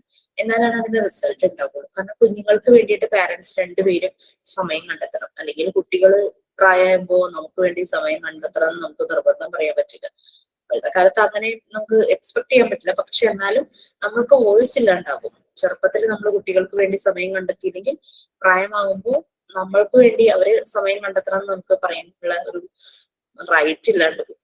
ഓക്കെ, അത് പിന്നെ ഒരു ടീച്ചർ എന്ന് പറയുമ്പോൾ ഒരു സ്കൂളിൽ വേറെയും സ്റ്റാഫ് മെമ്പേഴ്സ് ഉണ്ടാവും, ടീച്ചിങ് ഉണ്ടാവും, നോൺ ടീച്ചിങ് സ്റ്റാഫ് ഉണ്ടാവും. എല്ലാവരുമായിട്ട് ഒരുമിച്ച് വർക്ക് ചെയ്യാനായിട്ട് സാധിക്കണം. ആ ഒരു കോപ്പറേഷൻ, ആ ഒരു സഹകരണ മനോഭാവം അല്ലെ. അതുപോലെ തന്നെ സ്വന്തം എക്സ്പീരിയൻസുകൾ മറ്റ് സ്റ്റാഫ് മെമ്പേഴ്സിനോട് ഷെയർ ചെയ്യാം. ഇൻഡിവിജ്വൽ റെസ്പോൺസിബിലിറ്റിയും അതുപോലെ തന്നെ കോപ്പറേറ്റീവ് ഫംഗ്ഷനും, ഒരു സഹകരണ മനോഭാവം. പിന്നെ കുട്ടികളെ അക്സെപ്റ്റ് ചെയ്യാനും അവരെങ്ങനെയോ അതുപോലെ തന്നെ അക്സെപ്റ്റ് ചെയ്യാനും അവരെ മനസ്സിലാക്കാനും കഴിയണം. പിന്നെ ഈ ഒരു സൊസൈറ്റിയിൽ എന്റെ റോൾ എന്താണ് അത് ശരിയായ രീതിയിൽ മനസ്സിലാക്കി അതിനനുസരിച്ച് വേണം ഒരു മെന്റലി ഹെൽത്തി ആയിട്ടുള്ള ഒരു ടീച്ചർ പെരുമാറാൻ. പിന്നെ ഏതൊരു പ്രൊഫഷനും അതിൻ്റെതായ ഒരു ഡിഗ്നിറ്റി ഉണ്ട്, അത് മനസ്സിലാക്കി അത് റെസ്പെക്ട് ചെയ്യുക. Respect for identity and one's profession. എല്ലാ വ്യക്തികളെയും എല്ലാവരെയും റെസ്പെക്ട് ചെയ്യുക. ഏതൊരു ജോലി കുറച്ച് കാണിക്കാതെ അത് റെസ്പെക്ട് ചെയ്യുക. കാരണം വരുന്ന കുട്ടികളുടെ പാരന്റ്സ് കുട്ടികളെ ഏതൊക്കെ ഫാമിലി ബാക്ക്ഗ്രൗണ്ടിൽ നിന്നാണോ, പാരന്റ്സ് ഏത് ജോലിയാണ് ചെയ്യുന്നതെന്ന് നമുക്ക് അറിയില്ല. അപ്പൊ ഏത് ജോലിയിലുള്ള അതാണെങ്കിലും അതിനെ റെസ്പെക്ട് ചെയ്യും. ഇങ്ങനെയായിരിക്കും മെന്റലി ഹെൽത്തി ആയിട്ടുള്ള ഒരു ടീച്ചർ. ഞാൻ അല്ലാതെ പല ടീച്ചർമാരുടെയും ചില കമന്റ്സ് കേൾക്കുമ്പോൾ നമുക്ക് തോന്നും ഇവരൊക്കെ ടീച്ചർ ഇങ്ങനെ ആയിന്ന് തോന്നും. അതുപോലുള്ളതുണ്ട്. ഞാൻ എന്റെ കുട്ടികൾ പഠിക്കുന്ന സമയത്ത് ഒരു ടീച്ചർ ഉണ്ടായിരുന്നു. അവര് സബ്ജക്റ്റ് പഠിപ്പിക്കാൻ അവർ ഭയങ്കര എക്സ്പേർട്ട് ആയിരുന്നു. പക്ഷെ കുട്ടികളോട് പെരുമാറാൻ കിട്ടും. ഇപ്പൊ അവര് റിസൈൻ ചെയ്തു കിട്ടും. മോളെ 10th ടെൻത്തിലല്ല അതിന് മുമ്പ് തന്നെ ഇവളെ ഏതോ ഒരു ക്ലാസ്സിൽ പഠിപ്പിക്കുന്ന സമയത്ത് മോനും അവിടെ ഉണ്ടല്ലോ. അപ്പോ മോന്റെ ഓപ്പൺ ഹൗസിന് ചെന്നപ്പോ നമ്മൾ ഓരോരോ ടീച്ചർമാർ, അപ്പൊ മോനെ അവര് പഠിപ്പിക്കുന്നുണ്ടായിരുന്നു. ചെന്നപ്പോ ഞാനിങ്ങനെ സംസാരിച്ച് മോനാണെന്ന് പറഞ്ഞപ്പോ മോളെ അവിടെ എല്ലാവർക്കും അറിയാം. ഓ, പ്രണവിയുടെ അനിയനാണോ? ഓ, ആടും ആനയും പോലെ ഉണ്ടല്ലോ. അവന്റെ മുന്നിൽ വെച്ച് തന്നെ കമന്റ് പറയാം. അവനത് മനസ്സിലായോ എന്തോ, എന്നാലും അങ്ങനെ പറഞ്ഞു. കാരണം അവള് ഭയങ്കര ആക്റ്റീവാണ്, ഇവൻ ഒട്ടും ആക്റ്റീവ് അല്ല, സൈലന്റ് ആണ്. നേരെ ജസ്റ്റ് ഓപ്പോസിറ്റ്. പഠിക്കുന്ന കാര്യത്തിലും അവള് എക്സ്ട്രാ ബ്രില്യന്റ് ആണ്. അവന് പറ്റുന്ന പോലെ പഠിക്കുകയുള്ളൂ. അങ്ങനെ വേറൊരു ടീച്ചർമാരും അങ്ങനെ ആ കുട്ടിയുടെ മുന്നിൽ വെച്ച് അങ്ങനെ പറഞ്ഞിട്ടില്ല. അല്ലാതെ പ്രണവിയെ പോലെ അല്ല അങ്ങനെ പറഞ്ഞിട്ടുള്ളൂ. ഇത് അവന്റെ മുന്നിൽ വെച്ച് ഇങ്ങനെ അവര് പറഞ്ഞു.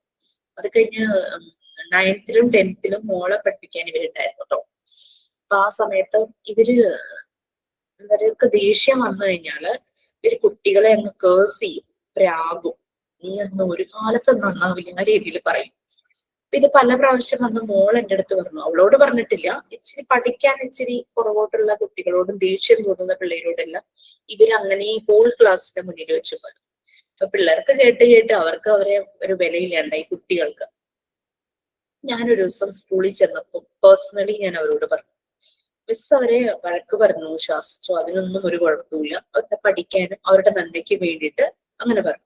പക്ഷെ അവരെ കേഴ്സ് ചെയ്യുന്ന രീതിയിലുള്ള വാക്കുകൾ ഉപയോഗിക്കാൻ പറ്റില്ല എന്ന് പറഞ്ഞു. ഒരു അക്ഷരം മിണ്ടിയില്ല. അവരുടെ കണ്ണൊക്കെ അങ്ങനെ നിറഞ്ഞു. പിറ്റേ വർഷം തുടങ്ങി അവരവിടെ ഉണ്ടായില്ല. അവരെ റിസൈൻ ചെയ്തു പോയി. ഞാനത് പറഞ്ഞുകൊണ്ടാണോ എന്ന് എനിക്കറിയില്ല. പക്ഷെ അവരോട് അത് പറയണമെന്ന് പലതവണ ഞാൻ വിചാരിച്ചു. കാര്യം എന്റെ കുട്ടിയെ പറഞ്ഞിട്ടില്ല, മറ്റു കുട്ടികളെ പറഞ്ഞത് ഇവള് വന്ന് ഇവളുടെ ഫ്രണ്ട്സിനെ പറഞ്ഞതുള്ളൂ എന്ന് പറയും. അതുമല്ല ഇവരുടെ സംസാരമൊക്കെ ഞാൻ കേട്ടിട്ടുണ്ട്. അപ്പൊ അങ്ങനെ ഞാൻ അവരോട് അത് പറഞ്ഞു. ഇവരിങ്ങനെ കണ്ണൊക്കെ നിറഞ്ഞു ഒഴുകിട്ടോ. മേ ബി ഗിൽറ്റി ഫീലിംഗ് കൊണ്ടായിരിക്കും. അപ്പൊ നമ്മളൊരു ടീച്ചർ ആകുമ്പോ നമ്മൾക്ക് കുട്ടികൾക്ക് സ്നേഹം കൊടുക്കാനായിട്ട് നമുക്ക് പറ്റണം. അവരെ നമുക്ക് ഒരു ബാഡ് ആയിട്ടൊരു ആക്ഷൻ അവരുടെ ഭാഗത്തു നിന്ന് വന്നാൽ ആ സമയത്ത് നമുക്ക് ഇടപെടാം. പക്ഷെ നമ്മളോടുള്ള സ്നേഹം കൊണ്ട് അവർ അതിൽ നിന്ന് അത് തെറ്റാണെന്ന് മനസ്സിലാക്കി മാറണം. അല്ലാതെ അവരെ പേടിപ്പിച്ച് പണിഷ്മെന്റ് കൊടുത്ത് അങ്ങനെയല്ല. ഒരു constructive discipline, creative constructive discipline ആണ് നമ്മൾ സ്വീകരിക്കേണ്ടത്. അല്ലാണ്ട് തള്ളി ഇങ്ങനെ ഇതുപോലെ കേഴ്സിങ് അങ്ങനത്തെ വാക്കുകൾ ഉപയോഗിക്കുക, ശാപവാക്കുകൾ ഉപയോഗിക്കുന്ന പോലെ അങ്ങനെയുള്ളതൊക്കെ ഉപയോഗിക്കുക. അങ്ങനെയൊക്കെ ഞാൻ പഠിക്കുന്ന സമയത്ത് ഞങ്ങളുടെ ക്ലാസ് ഒരു സിസ്റ്റർ ആയിരുന്നു. സിസ്റ്റർ ഇതുപോലെ പറഞ്ഞിട്ടുണ്ടോ. എനിക്ക് ഇപ്പോഴും അത് ഓർക്കുമ്പോ ചിരി വരും. എന്താ വെച്ചാൽ ഹോൾ ക്ലാസ്സിന് പറഞ്ഞത് ഞാൻ സെൻട്രൽ സിസ്റ്റിലാണ് പ്രീ ഡിഗ്രി ചെയ്തത്. അന്ന് പ്രീ ഡിഗ്രി ഉണ്ടായിരുന്നുള്ളൂ. ഞാനൊക്കെ കഴിഞ്ഞ 2 വർഷം കഴിഞ്ഞപ്പോഴാണ് പ്രീ ഡിഗ്രി കംപ്ലീറ്റ് ആയിട്ട് നിർത്തലാക്കിയത്. അപ്പൊ റാങ്ക് ഉണ്ട്. നിങ്ങൾ മാത്സ് ആയിരുന്നു. അപ്പോ LG യൂണിവേഴ്സിറ്റിയിൽ മാത്സിന് എപ്പോഴും സെൻട്രൽ സിസ്റ്റിന് റാങ്ക് കിട്ടും എല്ലാ സബ്ജക്റ്റും. ഞങ്ങളുടെ ക്ലാസ്സിൽ 101 പേരുണ്ട് ഞങ്ങൾ. അപ്പൊ ഈ റാങ്ക് ഇങ്ങനെ പ്രതീക്ഷിച്ച് ഇങ്ങനെ ഇരിക്കുവാണ്. അപ്പൊ ഫസ്റ്റ് ഇയറിന്റെ മാർക്ക് എന്ന് പറഞ്ഞ ബേസ് ചെയ്തിട്ടാണ് സെക്കൻഡ് ഇയർ റാങ്ക് കിട്ടുമോ ഇല്ലയോ എന്നുള്ളത് ഒരു കാൽക്കുലേഷൻസ് ഒക്കെ നടത്തും. ഫസ്റ്റ് ഇയറിൽ ഞങ്ങൾ എല്ലാവരും പാസ്സായി, പക്ഷെ ഭയങ്കര മാർക്കൊന്നും ഉണ്ടായില്ല. ഈ സിസ്റ്റർക്ക് ദേഷ്യം വന്നു. സിസ്റ്ററാണ് ഞങ്ങളുടെ ക്ലാസ് ടീച്ചർ. സിസ്റ്റർക്ക് ദേഷ്യം വന്നിട്ട് സിസ്റ്റർ ക്ലാസ്സിൽ വന്നിട്ട്, കാരണം സിസ്റ്റർ ക്ലാസ് ടീച്ചറായി നിൽക്കുന്ന ക്ലാസ്സിന് റാങ്ക് ഇല്ല, അങ്ങനെ വന്നു കഴിഞ്ഞു കഴിഞ്ഞാൽ നാണക്കേടാണല്ലോ. അത് കാരണം സിസ്റ്റർ വന്ന് ഞങ്ങളെ പറയാ, നിങ്ങളൊന്നും ഒരു കാലത്തും ഗുണം പിടിക്കില്ല. ഈ ഒരു സ്റ്റേറ്റ്മെന്റ് ആണ് സിസ്റ്റർ യൂസ് ചെയ്തത്.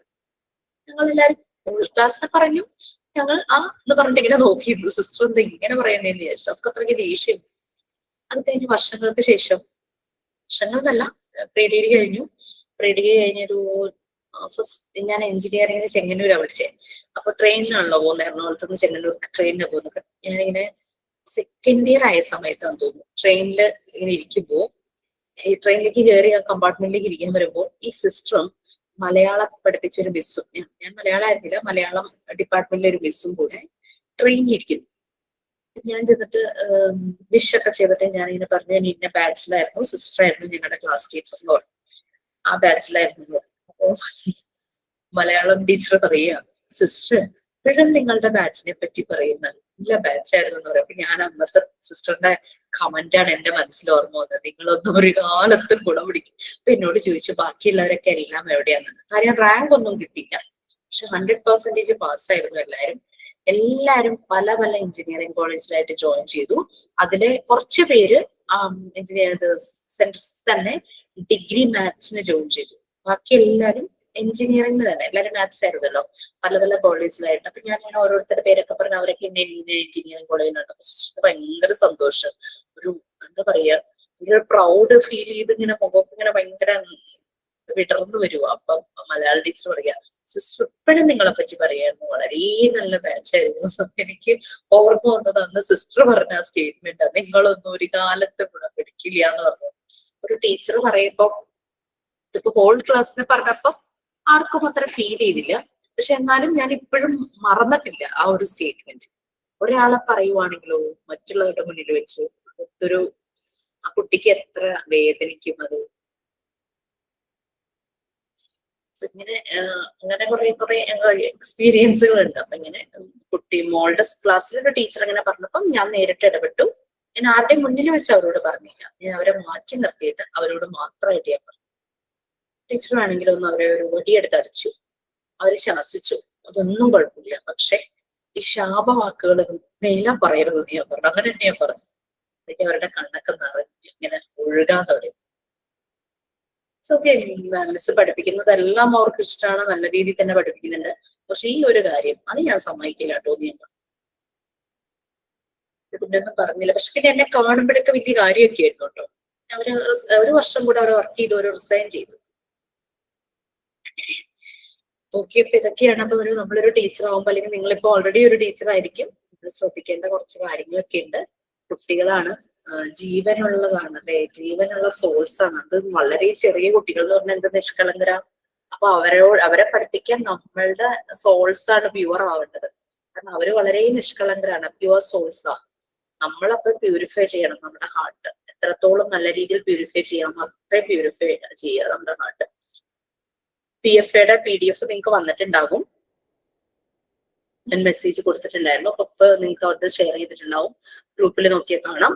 നെക്സ്റ്റ് ക്ലാസ്സിൽ വരുമ്പോൾ ജസ്റ്റ് ഒന്ന് വായിക്കാൻ സമയം ഉണ്ടെങ്കിൽ വായിക്കും. നല്ലൊരു കണ്ടന്റ് ഉള്ളൊരു ഇതാണ്. കാരണം നമുക്ക് അറിയാം, നമ്മുടെ ശരീരത്തിൽ ഒരു മുറിവ് പറ്റിക്കഴിഞ്ഞു കഴിഞ്ഞാൽ നമ്മളത് ഡ്രസ് ചെയ്യുന്നു, മരുന്ന് വെക്കുന്നു, അതിനെ ഉണക്കുന്നു. അതിലൊരു സ്കാറ്, ആ ഉണങ്ങി കഴിയുമ്പോൾ ഒരു പാട് കിടന്നാൽ തന്നെ നമുക്ക് അസ്വസ്ഥതയാണ്, നമ്മുടെ സൗന്ദര്യത്തെ ബാധിക്കും. അപ്പൊ പാട് മാറാൻ നമ്മൾ നല്ല ബ്രാൻഡഡ് ബ്യൂട്ടി പ്രോഡക്ട്സ് ഒക്കെ വാങ്ങിച്ച് തേച്ച് നമ്മൾ ആ സ്കാർ മാറ്റും, ആ ഒരു പാട് മാറ്റും അല്ലെ. പക്ഷെ അത്രയും ശ്രദ്ധ പോലും നമ്മൾ മനസ്സിന് മുറിവേൽക്കുമ്പോൾ നമ്മൾ കൊടുക്കുന്നുണ്ടോ? വേറൊരാളുടെ മനസ്സിനെ മുറിവേൽപ്പിക്കാൻ പെട്ടെന്ന് നമുക്ക് കഴിയും. അപ്പൊ നമ്മൾ പറയുന്ന വാക്ക്, നമ്മൾ ചെയ്യുന്ന ചില പ്രവൃത്തിയൊക്കെ ചില ആളുകളുടെ മനസ്സിനെ മുറിവേൽപ്പിക്കും. അപ്പൊ മനസ്സിന് മുറിവേൽപ്പിച്ചാൽ എങ്ങനെ ഹീൽ ചെയ്യും? അതൊന്നുമോ ശരീരത്തിന്റെ മുറിവ് പോലെ അതെങ്ങനെ ഹീൽ ചെയ്യാം എന്നുള്ളതാണ് നമ്മൾ PFAയിൽ കാണുന്നത്. അതിന് ഈ പറഞ്ഞ പോലെ പ്യൂരിഫൈഡ് സോൾസ് ആവണം നമ്മളുടെ മനസ്സ്. നമ്മൾ അത്രയും എംപത്തറ്റിക് ആയിരിക്കണം. വേറൊരാളുടെ വിഷമം കാണുമ്പോൾ അയാളുടെ സ്ഥാനത്ത് നിന്ന് ചിന്തിക്കാനായിട്ട് നമുക്ക് പറ്റണം. ചിലപ്പോൾ അതിലും വലിയ സങ്കടവും വിഷമവും ഒക്കെ നമ്മൾ കടന്നു പോയിട്ടുണ്ടായിരിക്കും. ഇതൊക്കെ നോക്കുമ്പോൾ ഞാൻ അനുഭവിച്ചു എന്ന് നമ്മൾ ചിന്തിക്കുമായിരിക്കും. പക്ഷെ അങ്ങനെയല്ല, അവരുടെ ആ വിഷമം അവർക്ക് വിഷമാണല്ലേ. ഒരാളുടെ സങ്കടം ആയിരിക്കില്ല വേറൊരാളുടെ സങ്കടം.